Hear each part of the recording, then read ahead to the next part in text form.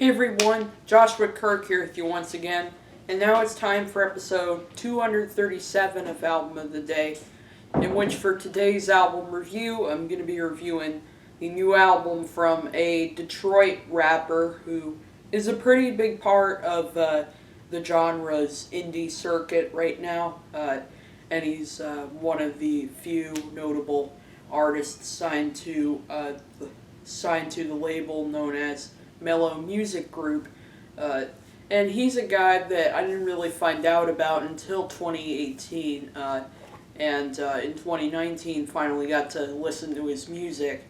I'm talking about the rapper known as Quelle Chris, and I'm here to review his new album, which was released this year on March 29th, 2019, and the album is called Guns, and I will say that this is one of my favorite album covers of the year.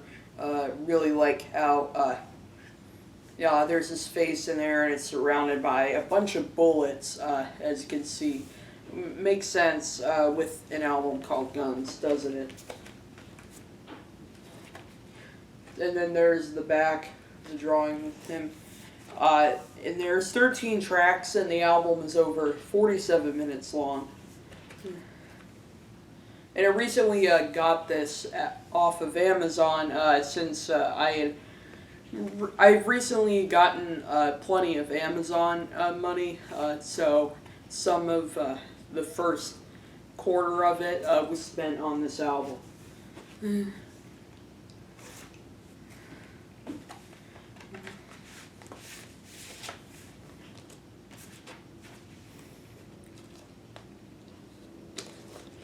The sleeve just has the Mellow Music Group logo on it.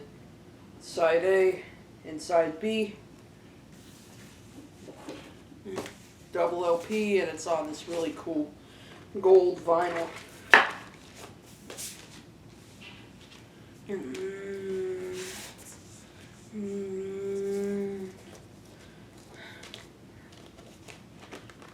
Here's the second LP. Side C and side D.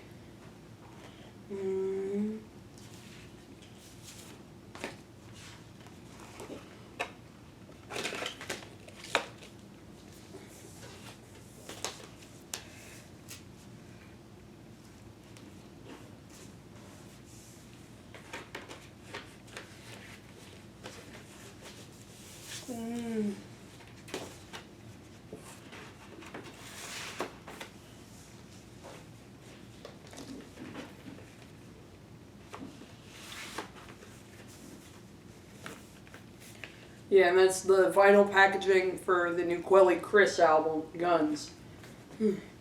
So, Guns is sort of my introduction to Quelle Chris, even though I know he's been around for a couple of years now. And upon hearing this album, I'm certainly glad that I did discover him, because this is easily one of my favorite underground hip-hop albums of the year.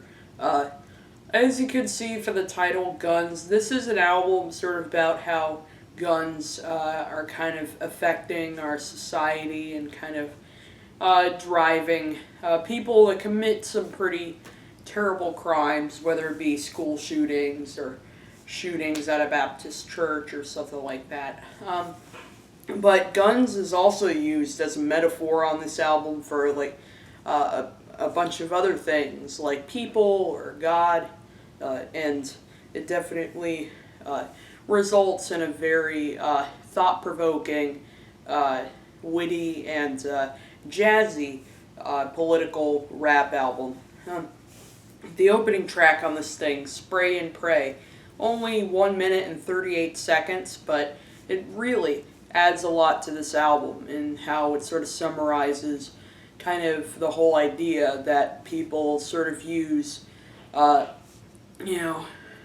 violence use gun violence as kind of to entertain themselves when they got nothing else to do, and they're sort of doing it for like money or over something that was pretty like ordinary. And if you want to get the true meaning out of the song, just listen closely to the spoken word at the end of the song, where someone basically says how, people just kill each other, whether it be small family members killing each other for money, or really, I don't know. And it's put over a really nice, jazzy, bass-heavy beat. And the title track follows that up, and it definitely is a pretty definitive moment for this album, because it talks about all these different people who were in the past very innocent, but were kind of driven to sort of try out something that was very risque, because they were inspired either by something they did at home with their family, or like something they had seen on TV, or something like that. Even if it's just playing a simple card game at home for one of these people. And there's mention of another person who shot up her school for because she's from them 22's more patriotic than pie. It's put over some really gorgeous jazzy pianos and kind of intricate percussion too, and it's also got a really catchy hook on it that actually sees Quelle Chris not only rapping, but actually taking singing duties for the first time on this album, including a pretty haunting why, which I definitely really like that.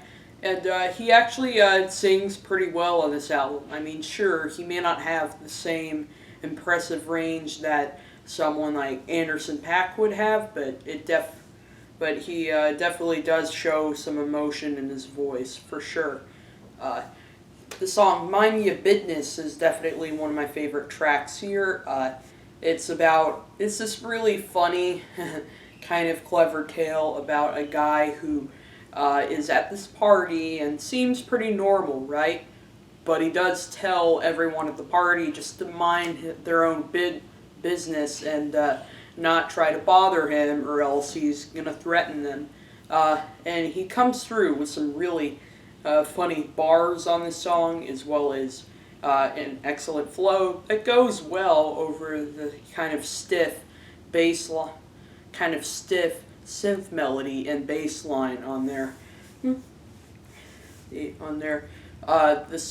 Some of the songs on here are also pretty political and kind of address themes of racism a little bit, like the track It's the Law, which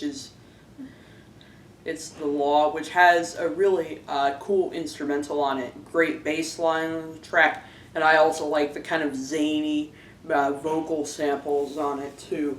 And there's some pretty memorable poetry on here. Some of it that I think I should mention to you. There's a line about chefs of death, like feeding open wounds, open flames, which is essentially a metaphor for how people kind of treat each other, and how hate crimes unfortunately still happen, and the Ku Klux Klan still exists, unfortunately. And Quelly sort of letting people know that God, pretty much the law, that you should respect other people regardless of their culture, their religion, or their skin color. So this is kind of a song that sort of literally uses God as kind of a term here, while other tracks kind of use him more as metaphor for firearms. And Ugly Boy Modeling delivered a really good guest verse onto this track too, where he's making references to things like Kanye wearing the MAGA hat. The song Obamacare also is somewhat political too, and the beat on this song is insane. It's got these kind of plinky barroom pianos that definitely remind me of a horror film score a little bit, and it's put over a thumping beat. I mean, I'm getting like Danny Brown Atrocity Exhibition vibes out of this song, but in a good way. Good way. And this song has, in my opinion, one of the funniest hooks on the album. Puffin' Michael Jordan, catch a lot of air. Shutting down your city, then we out of there. Everyone can get it like Obamacare. Keep it, buddy, they don't want no problems here. Like, it's the kind of hook that it took a little bit for me to sort of realize how kind of hilarious it is. Yes, it is. And there's also bar after clever bar throughout on this track. Like the line, step out, daddy, long legs, cab, colorway, stride, ride. Make a rapper freeze up like I was Zach and Bayside. Side. Side. And then there's the song Wild Minks, which is Wild Minks, which sort of sees some of the biblical imagery, but kind of used as a metaphor to kind of describe people in the hood and how they're sort of in a pretty tough life, how they have a pretty rough lifestyle. And I really love the line of feasting on meats bled from the throat of lions and goats. I mean, I really felt that line. And how this person that the song talks about broke bread with saints and thieves. Thieves, so kind of another metaphor for life out in those kind of rough streets. And Mach Hommy definitely delivered one of the best features on the entire album, and he sort of kept up with the theme of how this person sort of needs a little break from this life and wants something more to entertain himself. The song features some kind of melancholy, dreary pianos, as well as, I really like how the hook of the song is like a kind of gibberish female vocal sample, but it's used incredibly well on there. And the ending of the song is kind of like a little skit where there's this guy who seems to be talking to these two people at a smoky club or something like that, and he's sort of telling them about, and he's sort of like, I'm talking about a marvel, where he sort of seems to be talking about a person, but it's really a metaphor for like, but it really is a metaphor for weapons that are used as self-defense a lot of the time. And then it's followed by one of my favorite tracks on this album, Box of Wheaties. Which this is another song that I think really does show a sense of humor, as well as some lyrics that are kind of partly very artsy, partly kind of political too. To sort of letting people know that you should really think about photoshopping black people on a bunch of different products, like food products. This reminds me of that bar from the Tribe Called Quest song Ego off of their previous album, where he talks about getting someone's face photoshopped on a box of McCormick gravy. Kind of similar thing going on with Box of Wheaties here. Box of Wheaties, and I really like the kind of twangy guitars and funky rhythm section that it's put over. And Denmark Vessey delivered what I think may be the best guest verse on the entire album. Where he sort of talks about, where he sort of gets a little braggadocious and I really felt the line about sort of writing out the black person logarithm on a whiteboard. Whiteboard. And this is another song that has a catchy hook that does show Quelle really shining through on his singing abilities. And the song is intertwined with some very interesting spoken word. Spoken word. There's a really strange interlude in the album that's called Sunday Mass. That is sort of Mass and the Mass that Bilal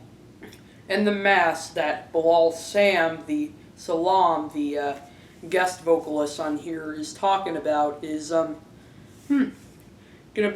all these people that had started these pretty violent and brutal shootings in a variety of different settings and things, and it only made sense that he would kind of make this sound as though he was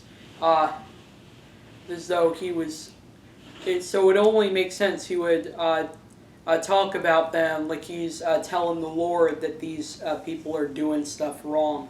And it's a perfect way to transition into the song Straight Shot, which I can tell you, this is my favorite track on the album. It's definitely very beautiful musically, great jazzy pianos, including an excellent solo in the middle. This song has the most features on the album, and they all really do shine through on one of the most soulful tracks on the album.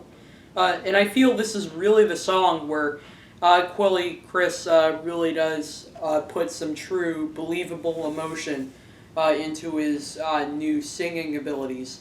Like at the beginning of the song. Bilal Salaam sounds excellent on here too.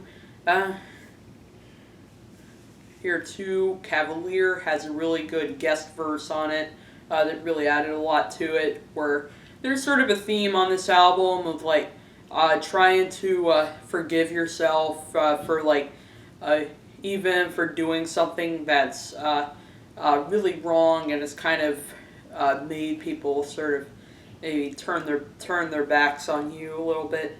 And the song closes with this very melancholy outro where it's James Acaster sort of talking to. It may sound like he's talking to someone at a church about their problems, but it actually is a metaphor for like he's talking to the world of guns and sort of asking that world, what do you want from me? My joy, my compliance, and should I laugh, should I cry, and what was I before you?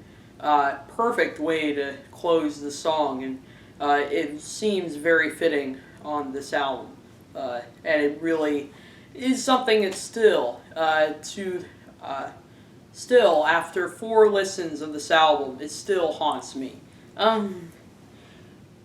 It's me. But there is one straight love song towards the end of the album, and a really good one at that, which is the song You, Me, and Nobody Else, which features his significant other, Grae, whom I also did get to listen to their collaborative album together from last year, Everything's Fine, which I do recommend that album, and I think it's even actually, I think, better than Guns, but Guns is another one that I certainly do recommend. Wonderful track, very beautiful, piano smattered around on the instrumental, as well as very soulful backup vocals and drumming on there. And when Grae comes in, man, I am in neo-soul heaven when her voice comes in. Just so much soul in it. And she's a great rapper, too, as you could see on the Everything's Fine album that these two did together. together. Jonathan Hoard's vocals on the track were also really good. And it definitely does show that even on a record that does address some pretty dark topics, there's still definitely a little room for some positivity and sort of this sort of could make sense because the character here is essentially trying to find something that he really cares about in his life. Overall, definitely a very strong record with a lot of things to love about it. If there are any shortcomings about it, I'd have to say kind of structurally things seem a little imperfect. I could have done without that Color of the Day interlude, especially because it's literally just a 25-second track after one song that was a minute and a half long and one that was 3 minutes long, all before a bunch of longer tracks. So that's kind of structure does seem a little awkward. Word also that guns chant like at the end of the last 2 tracks. I didn't really care for that either. It just felt really out of place there. And there are a couple of tracks here that I think are a bit underwhelming. The track PSA Drug Fest 2003. While I love the instrumental with the psychedelic organs and the kind of eerie children's chorus samples, it definitely has a little bit of that horror jazz kind of vibe to it. And while there are a few clever bars on this track, I think consistently it's definitely not really as strong. And the closing track, Will You Remember Me, is definitely my least favorite track on here. Just the kind of sort of repetitive piano and drum notes on here just seemed very redundant, and I can tell you, it's got a better first verse than second verse, that's for sure, and it's just a little too short also. But overall, really excellent, thoughtful, gorgeous, and emotionally potent rap record right here. It definitely is one that I think deserves plenty more exposure at this point, which was why I was excited to hear this album get talked about on NPR's All Songs Considered on the New Music Friday, because this is definitely one underground MC that definitely deserves to get more notice from the rap world, the way artists like Open Mike Eagle and like Arm and Hammer, the duo of Billy Woods and Elucid, did last year with their album Paraffin. It's Paraffin, so I'm going to give Guns a strong 8 out of 10. Highly recommend this album. It's definitely one of the best political jazz rap albums of the year. And I'll see you for episode 238.